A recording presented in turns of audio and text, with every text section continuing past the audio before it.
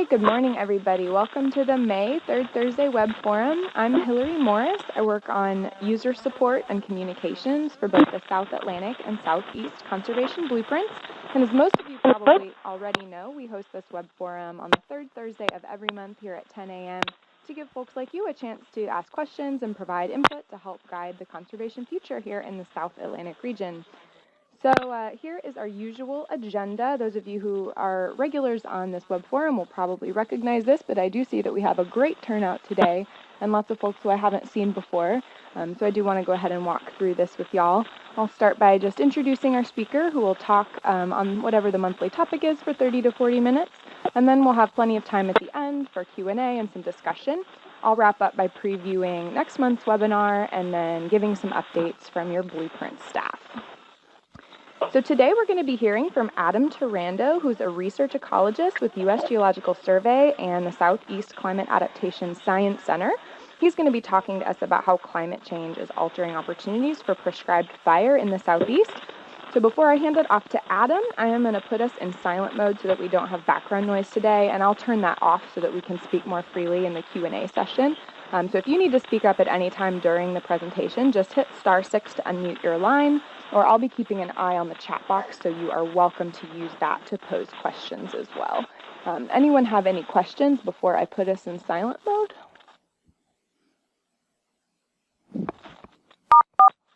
The conference is now in silent mode. Great, so with that, Adam, the floor is yours. I will hand things off to you to kick us off today. Great. Thanks, Hillary. Let me go ahead and share my screen here.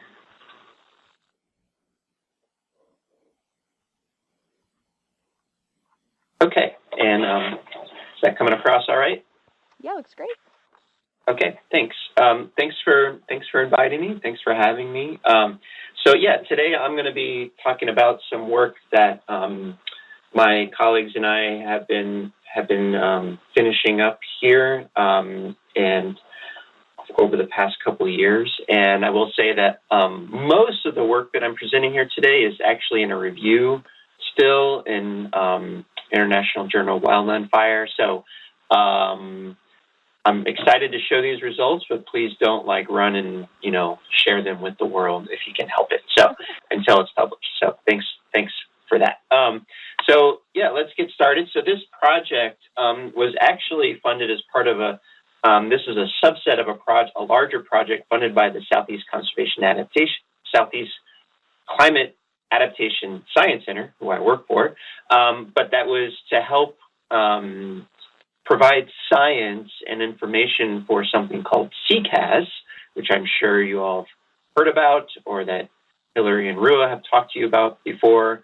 So SECAS is the Southeast Conservation Adaptation Strategy, and this project called Vital Futures was sort of one part of the science arm of that ongoing strategy that's being developed by folks like Hillary and Rua and Louise and Amy, all those great people there with the LCC. So SECAS, it's this strategy, it's this vision for 2060 for conservation in the region. It's a really ambitious, exciting document, and the vision here is a connected network of lands and waters that supports thriving fish and wildlife populations and improved quality of life for people.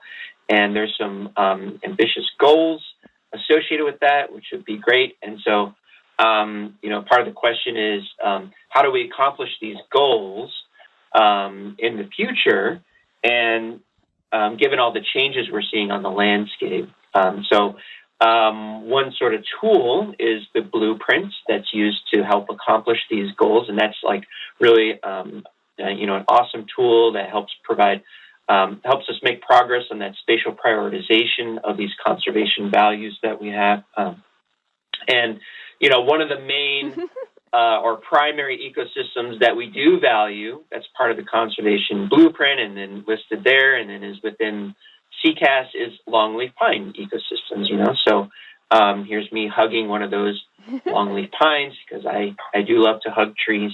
And so, this is something that we all or a lot of us value in the region. It's a really critical ecosystem covered something like 100 million acres, pre-European settlement across most of the coastal plain in the southeast, and then we have the fun, weird longleaf systems even creeping up into the mountains there in Alabama. So longleaf pine systems, they're fire dependent in order to maintain these open stands and keep hardwood growth and other types of woody vegetation suppressed. And they're known for their really high rates of biodiversity, particularly in terms of herbaceous biodiversity, but also just they have these really iconic species associated with them, and a lot of these are also threatened and endangered as well. So high ecological value, high cultural, societal value as well. And so this is sort of the main longleaf landscapes that are left across the region, and we have these sort of landscapes of significance. And there's not a whole lot left, really, of longleaf pine. There's about 3, maybe 4% of the original acreage is left. So there's a lot of Herculean efforts to plant more longleaf, restore more longleaf, improve existing acreage of longleaf. But given how little is left, and that's mainly due to timber harvest, agriculture, and other human uses, that means that's the part that's essential to longleaf in terms of these fire-maintained landscapes that were historically primarily lightning ignitions. Those are really hard to maintain now because you just don't have the large enough, what we call fire compartment size, just the probability of an ignition strike from a lightning actually lighting a longleaf patch and then that patch burning and maintaining the historical fire frequencies is very low now. So we have to use prescribed burning in order to maintain these forests now. And of course, that becomes even more important in the future. Now we have this, one of the 2 major changes in the landscape is urbanization in the southeast. So this is a study I did with some colleagues a couple of years ago, projecting urbanization patterns across the region. And so the red is a projected new urbanization over the next few decades. And so that increasing fragmentation across the landscape really makes it even more difficult, more challenging to restore these landscapes without the use, unless you're going to really manage carefully with fire in order to maintain the types of habitats and timber stands that we want. So prescribed fire we all know that's extremely important to maintain the types of habitat, the types of structure that we're looking for. There's other reasons that we burn these landscapes besides just the ecological benefits. So you might have other objectives you're trying to meet, obviously, primarily safety objectives for the people that are, now that humans are prescribing these burns, and we're actually going out and setting these ourselves. We have to watch out for the personnel that are setting the fires, making sure they're not putting themselves in harm's way. We have air quality objectives that we're trying to meet because fires produce a lot of smoke. And since there are so many people moving into the region, we have this wild and urban interface. So we have a lot more homes and residential areas butting up against, say, stands of longleaf pine that we're really interested in, or these fire-maintained ecosystems. So all of these different objectives are really important and things that go into the mix of when you can actually conduct a burn. And so really what's critical then for conducting these burns on a day-to-day basis on an operational level is the weather conditions. And so there's lots of different ways that managers take that into account, like when do we actually have the most favorable conditions in which to safely conduct a burn that will at the same time meet any other objectives we have, whether those be ecological or other types of objectives.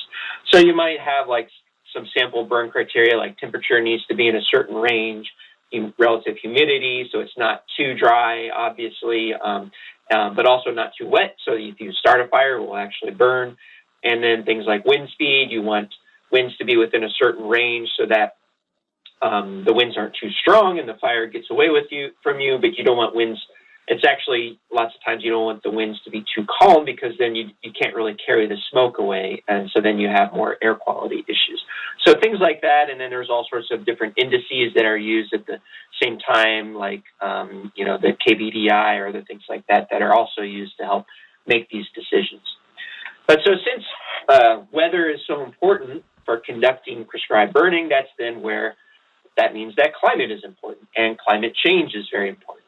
And that's then where I come in terms of the types of work that we do here at the Climate Adaptation Science Center. So the planet's warming because we're adding a lot of carbon dioxide and other greenhouse gases to the atmosphere. And we have, we think this is the warmest period now in millennia, at least over the past couple thousand years. And so we've seen temperatures rising across the U.S., across the globe and across the U.S. Interestingly, parts of the Southeast are actually one of the few areas across the entire world that have not shown really much warming at all, and maybe even a little cooling in some spots. But that's very anomalous, and there's some reasons for that, but we think that that's something that will not continue if we continue as we move into the future and continues to emit the amount of greenhouse gases that we are. And so, we expect this warming to continue. So in North Carolina, for instance, this is showing the observed annual temperatures in the orange line. The gray shaded area is what climate models have simulated in the past. And then the colored bars, shaded bars, show the future projections under different scenarios of greenhouse gas emissions. So we expect this warming to continue. It's just a matter of how much warming.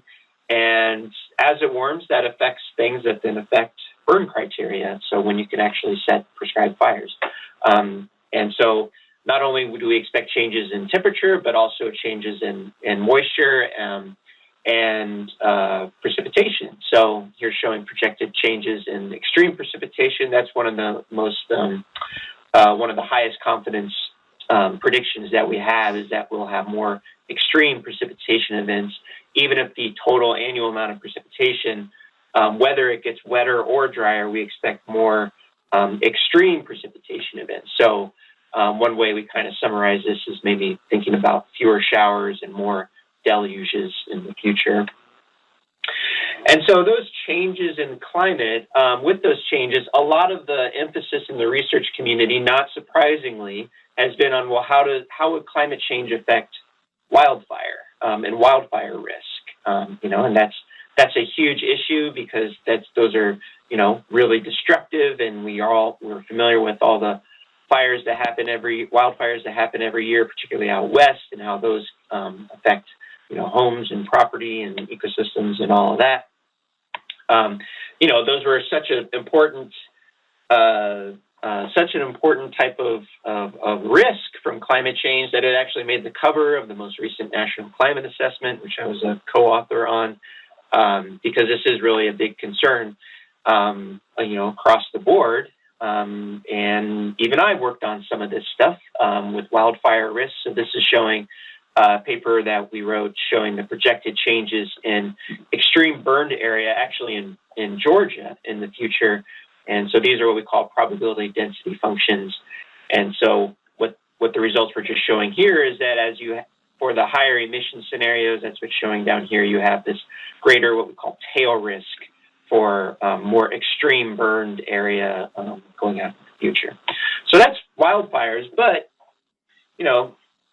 day-to-day climate weather conditions and then climate variability and change, we also know they can affect the efficacy and opportunities for fire management through prescribed burning. So this is showing the burning permits issued and then the actual acres burned in Georgia over the past few years. And while you see that the permits issued was pretty constant over the past several years, the actual acres burned can vary quite a bit.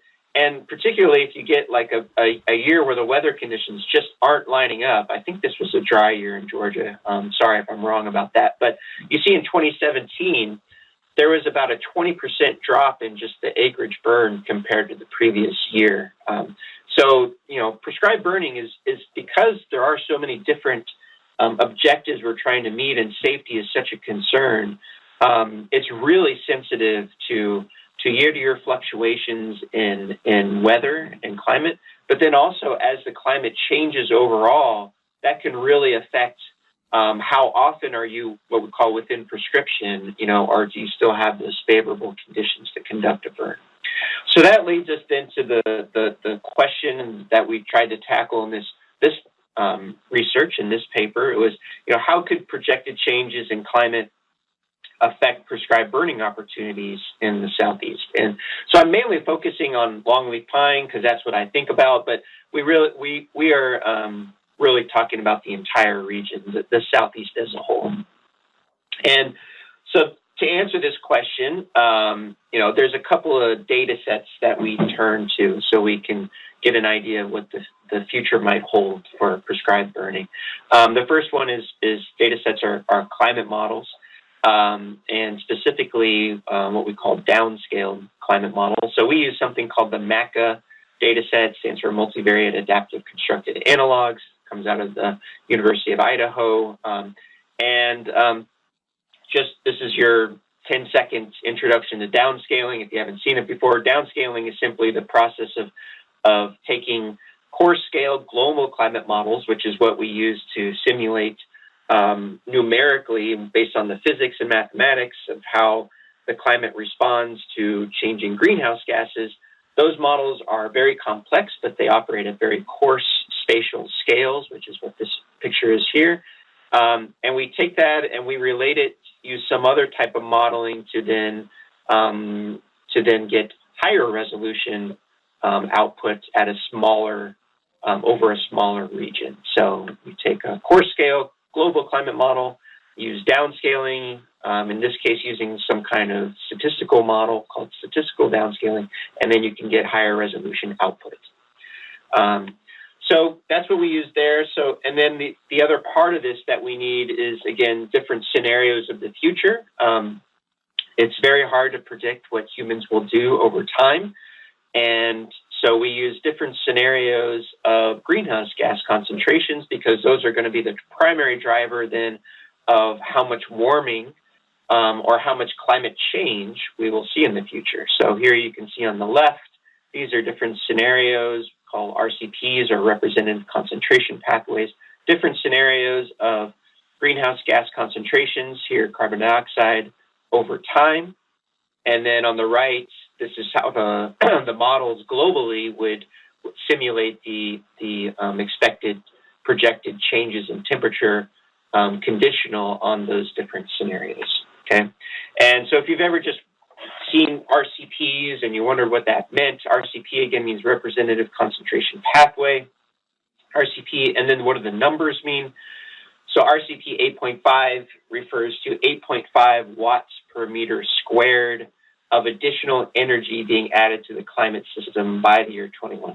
So that additional energy comes from increasing greenhouse gases that stay up in the atmosphere versus, say, RCP 4.5, which is 4.5 watts per meter squared of additional energy being added to the climate system by 2100. And so you see these different scenarios, different RCPs that represent different pathways of greenhouse gas concentrations. And just to give you a little update, some of you might have seen this, we're now past just 415 parts per million of CO2 in the atmosphere.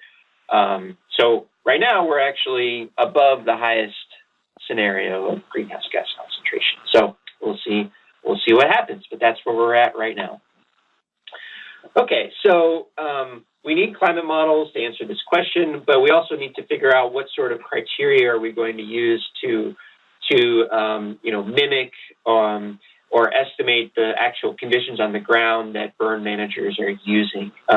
So we consulted the literature. We didn't use any of the indices that are out there. We decided to keep it even simpler right now, and just use these sorts of rough rules of thumb for burning. So temperatures being between 0 and 32.5 degrees Celsius, relative humidity has to be greater than 30%, and average daily wind speed is between 2.25 and 8 meters per second.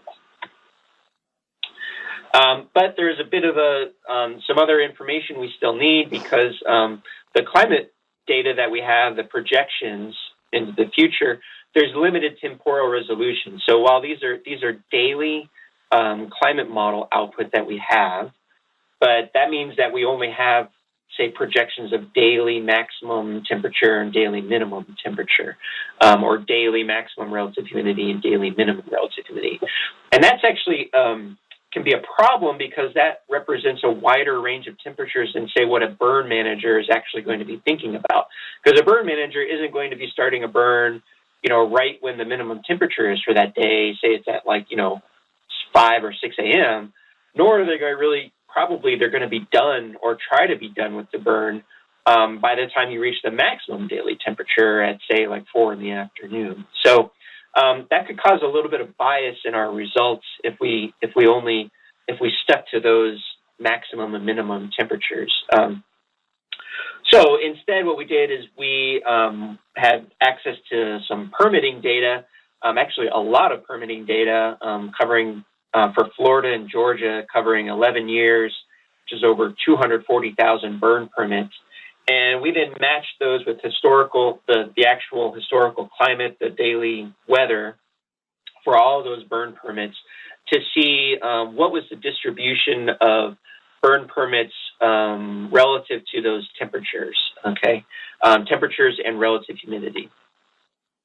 And so based on that, we ended up estimating from the climate model output, we estimated what would the local noontime temperature be, because that seemed to cover here, and you can see in this middle column, that ended up covering the vast majority, over 95% of the permitting actions that were taken. So that seemed to work pretty well. If we had done, say, minimum temperature, obviously it's going to be biased low, and if we use maximum temperature, it's going to be biased high. So using noontime temperature, that seemed to, be the Goldilocks estimate, and that worked out pretty well, actually, in terms of covering the majority of the burn permits. Okay, so to start off here, here's just an example that we ran first around Tallahassee and around the Apalachicola National Forest, which is one of those big longleaf landscapes that we have in the region. And so here's an example of what the output can look like. So this is a time series. So this is the year on the x-axis. And on the y-axis, this is showing the average criteria meeting days per month. So based on those three criteria I mentioned about with temperature, relative humidity, and daily wind speed. So the climate model results are, again, shaded here. So this is the historic period, and the green is the lower emission scenario. The orangish, burnt orange, is the higher emission scenario where they overlap. You kind of get this brown color here. And then the black line is what we call the multi-model ensemble average. So they average across all the models. The thick red line here is the actual what was observed in real life. So you see that what we ended up doing, the models are doing a decent job of picking up what actually occurred in the past, maybe a little less variability than what actually happened. But at least in terms of the mean and the trend, they're doing a pretty good job here. Okay, and you're seeing then over the future that the average burn criteria meeting days, it tends to decline over time, particularly for the higher emission scenario, RCP 8.5. Here, breaking this down by month, so the previous one was annually, and you can see the variation by month here. And again, by the end of the century, you see this bigger separation between the higher emission scenario and the lower emission scenario, particularly in, say, the shoulder seasons like April and October. Although here, again, talking about Apalachicola down in Florida, in the summer, it's just showing that the the burning opportunities really decline quite significantly. So one thing we're doing here, you see, why these look so like, I don't know. I think they look pretty, but you might think they look ugly. Lots of different squiggles around here, is that we're taking advantage of multiple climate models. So this is showing the entire range of climate model results to better estimate or characterize the uncertainty that we have about the future as well. So the uncertainty both in terms of what we do in terms of future emissions of greenhouse gases, but also the uncertainty from the climate models themselves in terms of, we're not exactly sure exactly how the climate responds to changes in the greenhouse gases, like how sensitive the climate will be to that. We know that it causes warming, but we don't know exactly how much warming it will cause. So there's uncertainty there. And then, of course, there's also variability just naturally in the climate system. Okay, so one more thing from the example here is this is actually showing now the variance. So how much variability is there every year or across I think I averaged across 20 years, and the number of, like, say, good months you have, or the good number of good days within a month you have. And I just want to point out here that you see that the variance increases in April here. So some years you might have really good Aprils where you have a lot of days where you can conduct burning. Some years might have really bad Aprils where you can't really burn at all. And you see the variance actually starts decreasing, though, in May, and then it really drops down in the summer because you're just getting fewer and fewer. It's becoming more and more common that you have fewer and fewer warm months, warm season burns. Okay, so you really know that it's not going to be a good season to burn anymore. There's just not really the opportunities at all. Okay, and so then this is another way that we show this. Here we're showing the changing burn opportunities again. So if it's red, so on the x-axis here are the months of the year. Okay. And then on the y-axis are the years, so starting way back in the 1950s and going into the 2090s. And then the colors represent, the percentage of days per month that meet the criteria. And so you can see the red stripe here kind of expanding out from the middle of summer to the edges of summer as we go forward in time. And so this is like the combined criteria from each of the different climate variables we looked at. And you can see, not surprisingly, that temperature is really driving this. Relative humidity stays pretty constant, wind speed stays pretty constant, but the temperatures, those increases in temperatures really start to put a lot of days out of prescription. And so then here we're showing, just breaking this down, here's the observations. Here's what the results are for in the middle, the warmest GCM, global climate model, the coolest global climate model, and then, again, over the historic period, and then the average of all global climate models. So if we want to try to bound the uncertainty, we might look here showing the results for the coolest climate model from the 1950s to the 2090s, and here's the results from the warmest climate model. And you see that there's just a lot more red, particularly by the middle and end of the century. Okay.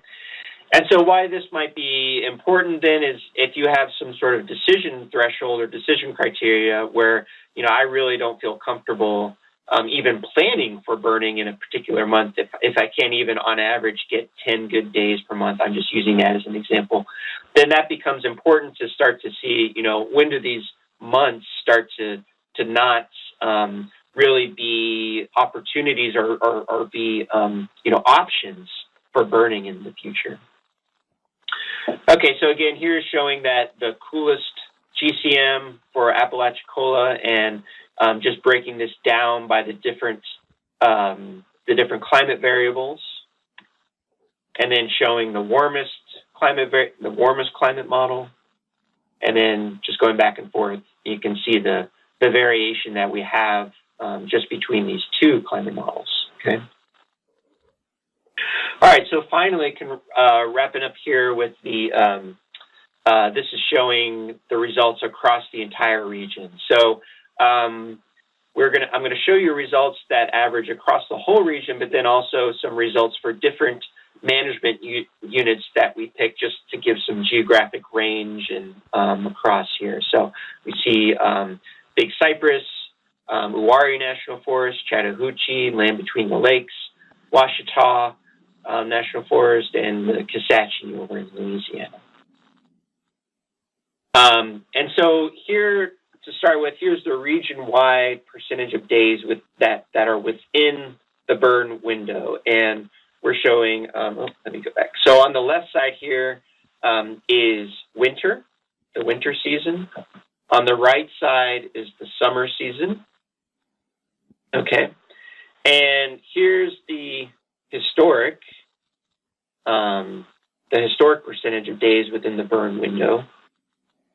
Okay, and in the middle column, the middle row here shows what's the percentage of days within the burn window for the lower emissions scenario by the end of the century. And so you see a lot more reds corresponding to fewer days. And then the higher emission scenario, you see that there's just, pretty much all red for the summer season. So not much change projected across the cool season or a lot across the winter season, but in summer season, there's projected to be many fewer days that are within prescription.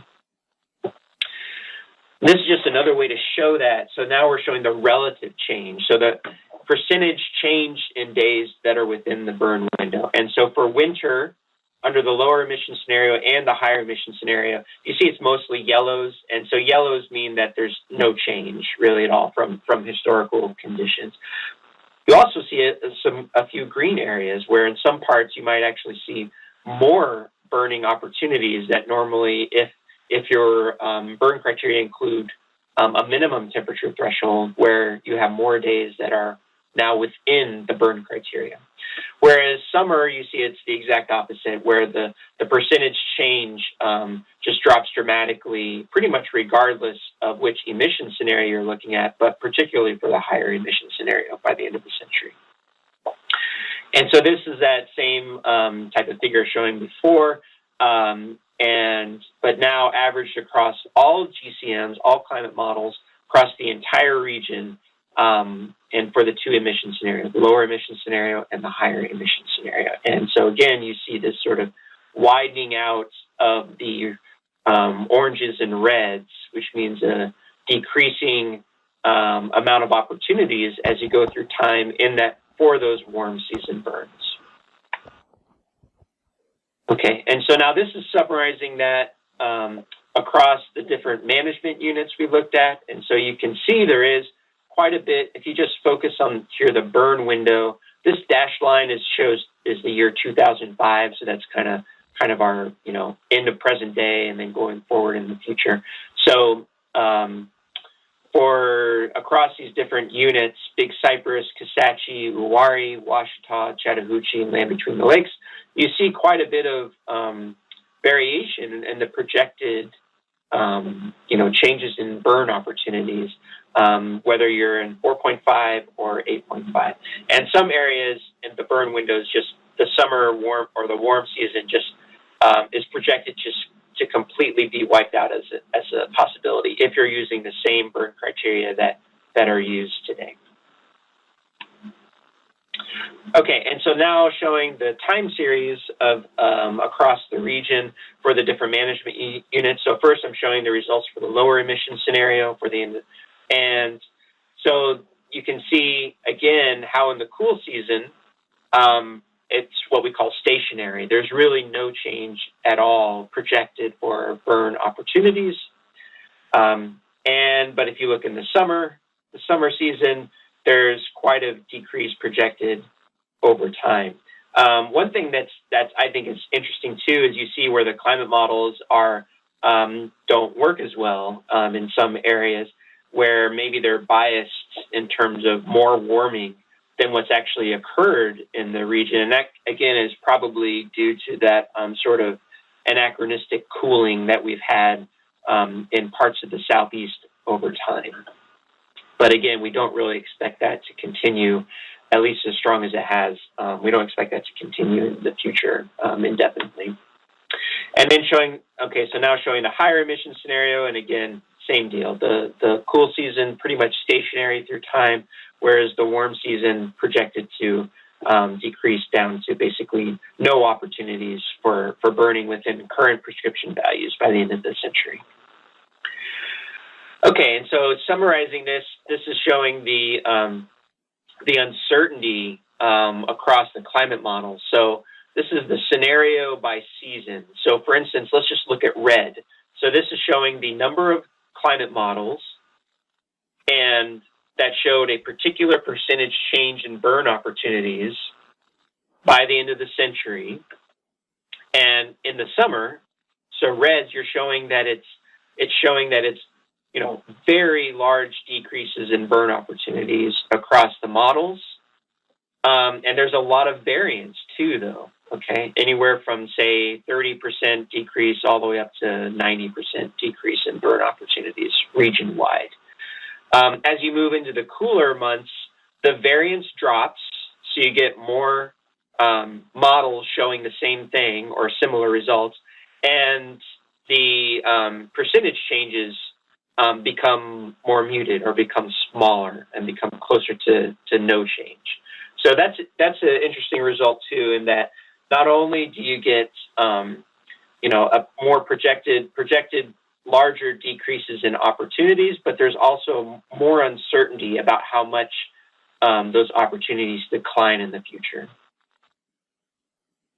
Okay, so summarizing the results here, the fire season, we project it to shift from, if you're going to maintain burn opportunities, it's probably going to be shifting from more warmer season burns to cooler season burns. Those opportunities are projected to drop between 14 to 53% under the low emission scenario in the warm season, and they could drop by roughly 37% to 85% under the higher emission scenario, again, during that warm season. Things are more variable in the shoulder seasons, where sometimes you might have good months, sometimes you might not, whereas now maybe it depends on where you are. And there could be more opportunities in the cool seasons for burning in the future. So where are we taking all this? Well, what we'd like to do is to then take this into more of a formalized learning process and actually have this be sort of an operational tool. This would be down the line. And hopefully to be able to detect when, depending on where you're managing a unit, detect when the system has changed. When are you moving into that new state where, say, your warm season burns are just not really going to be possible anymore, and you need to start either shifting when you do burns, or you have to shift the criteria you use. Maybe you have to be a bit more risky on some of those criteria you use. So this is an example looking at sea level rise, actually, and showing, say, if this is be like the best guess return period of damaging events, say like a really large storm surge, without climate change. And again, this is that stationary estimate thing, assuming things would stay the same over time. But you start to observe changes in the system, but you don't know, there's still a lot of uncertainty. So you don't know if that change is just, again, natural variability, or if you've actually are experiencing a detectable change in the system. So there's some tools we can use to incorporate this into planning, and this is the direction we'd like to move with burn management as well. And so part of doing that is to reassess risk, and understand, what are your options to adapt, really, either in terms of your own, how you assess the risk, and the trade-offs between, say, doing a burn or missing that burn window. And then in the more immediate time frame, as building up to this, we're going to be conducting a survey of burn managers to help then parameterize these decision models. And so ultimately then thinking about options for different burning criteria, shifting the burn months, and, potentially being more aggressive out burning when you have good, quote unquote, good years to do it. So those are some of the strategies to consider. But we'll also be working with managers and understanding, how they go about actually thinking about these decisions. And so then that means ultimately working towards, adaptive management, adapting to changes over time in climate and land use change. And we hope that then, allows us to help fulfill the vision and the goals of the Southeast Conservation Adaptation Strategy. So that's all I had. And I think I'm going to try to turn it back over, or Hillary can just take it back if she wants. Either way. I think now we can go ahead and open the floor for questions. Thank you for that great presentation. So I'm going to take us out of silent mode so that we can all interact a little bit more freely. So I'll just ask that everybody please be very mindful of keeping your line on mute when you are not speaking. The conference is now in talk mode. All right, so you're now freely able to control your mute just using the mute button on your phone. I'm getting a ton of static, which tells me I might have some background noise.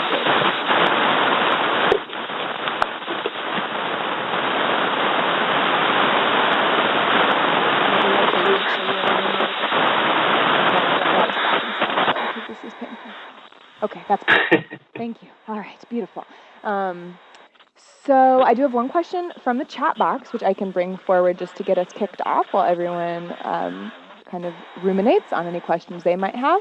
So one question from Chat B: could the lack of growing season burns during the warmer months be more of a practitioner issue, like being afraid to burn or risk averse to burn or just not willing to burn versus the temperature drivers that you were talking about? So maybe speaking to where you were looking at modeled changes versus like observed trends and growing season burns would be helpful. We were agnostic about when burns are actually being conducted. We just, we're consulting the literature in terms of some very basic burning criteria, and you saw those were very wide burning criteria, but they did end up matching pretty well with when the burns actually occurred. So Hillary, I'll if you want to, go for it. Can share this again. I'll show that histogram again, if I can find it. Yeah. So if you look here in the middle, this is really the key one here, this temperature at local time. And you see that the permits are really almost completely occurring within that range that we picked. But some are occurring even beyond 32.5 degrees Celsius. So temperature by itself is not the only controlling factor for when you can do a burn. You can do a burn when it's really hot outside, but it does play into the decision. And so the main point here is that if that still factors into your decision over time, then what would be an acceptable time to burn historically, because even if it's hot, it's still within your burn parameters. In the future, as the temperature is warm, that will no longer still be within the same decision criteria that you're using currently. And so you either have to adjust your decision criteria, or you have to adjust when you're doing the burn, or you won't be able to do the burn. So that's sort of the point there. Gotcha. Thanks, Adam. Anybody else want to bring forward a question for Adam? We probably have 5 or 10 minutes to spend on Q&A, so feel free to use the chat box or just speak up. Hi, Adam. This is Chuck Hunter in National Wildlife Refuges in Atlanta. So I was struck by what appeared to be, changes during summer months, quote unquote, growing season, in fewer days within prescription. But I was surprised that it wasn't a shift into what we normally call dormant season months becoming more like growing season months.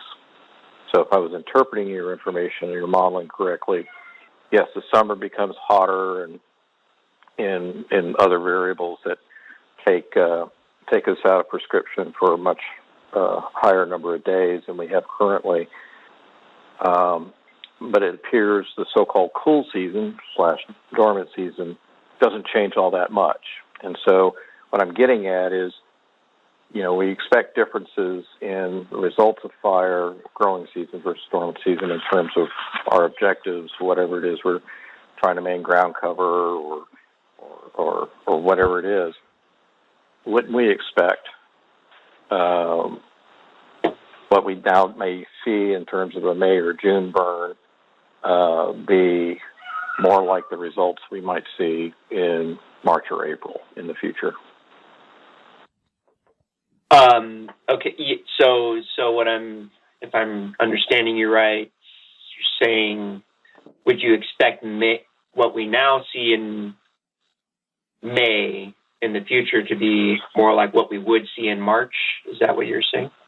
Sort of the other way around. That if we're conducting a growing season burn and expecting, ground cover response, herbaceous, grassy ground cover response in May, we may be out of prescription to be able to do that in the future, but the shift has been that what we used to see in May in terms of ground cover response may in fact now start occurring in March, as an example. Oh, right. So you mean like just sort of the phenological response may shift.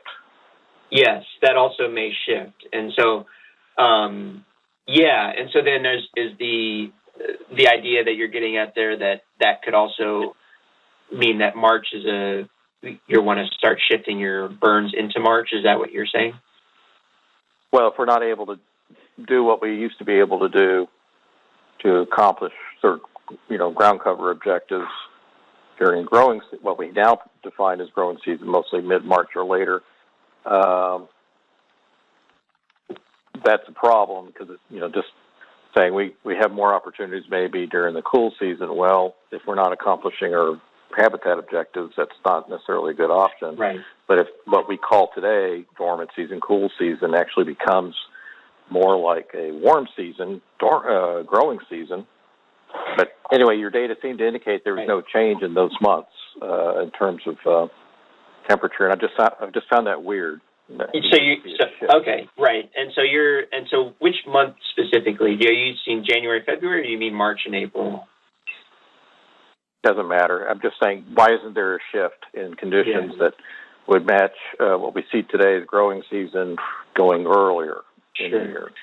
So the main reason is because when we were the criteria we were using for this particular study are pretty wide still when it comes to temperature, So we're using 0 to 32 degrees for temperature, 32 degrees Celsius, and relative humidity. Because we're so humid here, relative humidity just doesn't factor in as much as it does out west. Obviously, it still does, but just not quite as much. And so that means that you're still going to have lots of days in January and February that are within prescription, and it really doesn't change that much. In terms of March, if you're thinking about more like March and April, you do start to see a change. And, that's those shoulder seasons or candling seasons, whatever you want to call them. And that's a really interesting one that I didn't focus on as much, but I would like, we'll probably have to follow up and talk more about those. But those are the ones where the variance increases. So those are the really tricky ones because they, you could have going forward, you could have years where you still have lots of opportunities in those months, like March and April, but you could also have years where you have really no opportunities and they act more like you're already in the summer. So things do change, particularly in that March and April time frame, not as much as in the summer in terms of prescription because it's so wide, but they change more than, say, January and February, where the projections are you're still pretty much within that wide temperature prescription range. All right. Thank you very much. Mm-hmm. Another question from the chat box, Adam. Would this information be favorably skewed for North Carolina since we are further north? And I'm interpreting favorably to mean kind of that we're maybe a little bit more buffered from these effects being in North Carolina versus like a Florida or Louisiana. That's from Doug Causey. Please feel free to clarify, Doug, if I've mangled your question. So there is a temperature gradient for sure. Again, and this is, we didn't use strictly, sort of your canonical seasons to define summer and winter. So summer, I think we only used July and August or something like that, just the peak green wet period. But yeah, there's definitely a difference if you're going, you can even just look on this slide, say just looking at Uwharrie versus Kisatchie. This is for the higher emission scenario by the end of the century.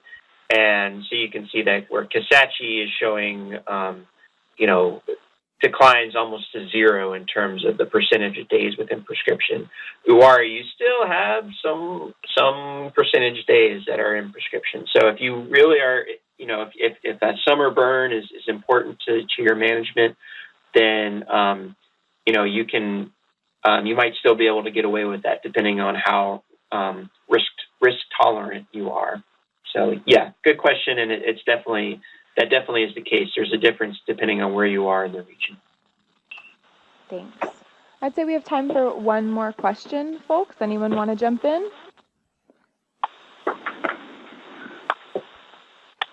So this is Cindy Williams. I got a question.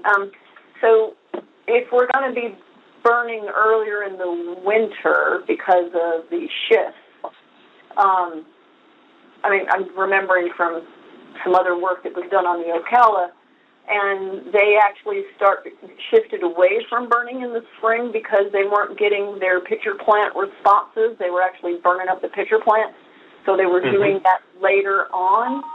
And so I'm wondering if you looked at any of that and how, recommending burning in the winter as opposed to later in the spring or in the fall is going to affect that ground response that Chuck was talking about.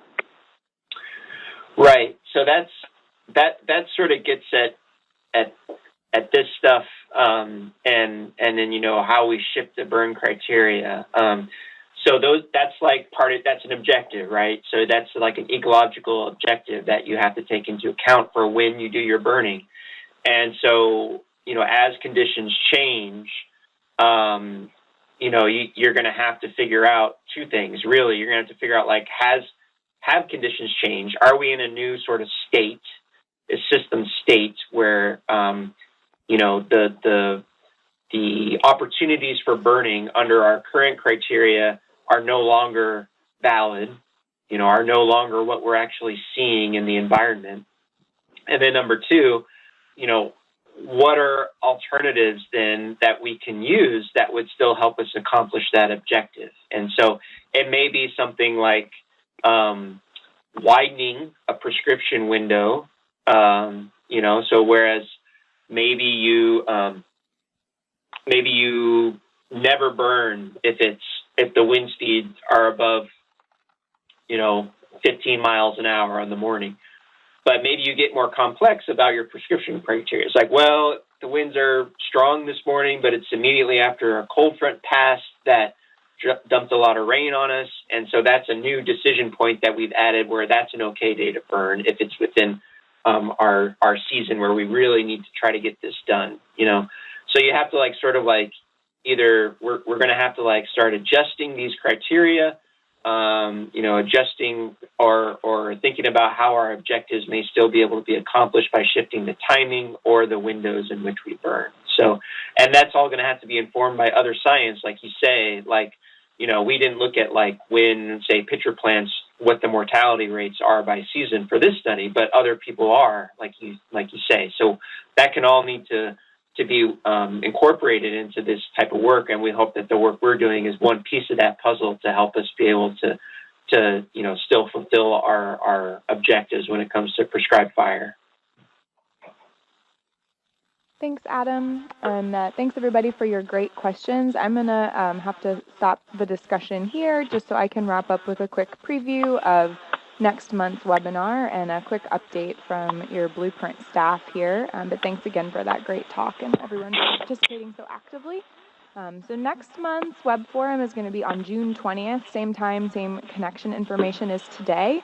And our speaker is going to be Nathan Tarr, who works on the GAP program or GAP analysis program. He's with the Biodiversity and Spatial Information Center within the North Carolina Cooperative Fish and Wildlife Research Unit. So he's going to be talking to us about the current status and future direction of the GAP program. You're probably familiar with GAP. They have a lot of range and habitat distribution data for terrestrial vertebrate species in the continental U.S.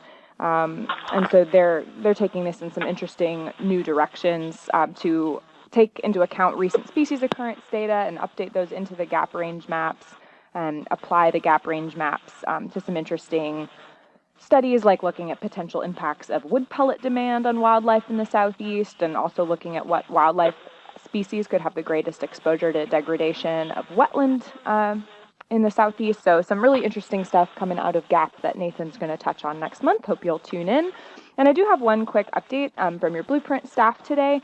Adam really saved me a bunch of time by doing the full explanation of the Southeast Conservation Adaptation Strategy, so appreciate you doing that. I am starting a SECASC newsletter for anyone who would be interested in subscribing to that. I'm hoping to get the first one out next month. So if you're interested in signing up for the SECASC newsletter, just visit this link here for this Google form. I'll copy and paste this link into the chat box now, actually, before I forget. Ta-da. There you go. So anyone who's interested in subscribing to the SECASC newsletter can just enter their name and email address there. In the meantime, please do check out the new blog on the SECASC website, just at secascsoutheast.org/blog, and that's the information that we'll be sending out on a monthly basis in this newsletter. With that, that's all I have for today. I like to end on this slide just to encourage you to join the South Atlantic LCC web community. If you do that, you're going to get signed up for a monthly newsletter for the South Atlantic Blueprint and a reminder email about this recurring web forum. You can always reach out to your Blueprint staff. That's me and Louise and Rua and Amy and Mallory here in Raleigh. And of course, we encourage you to explore the Conservation Blueprint online and reach out to us with any questions or if you want help using it in your work.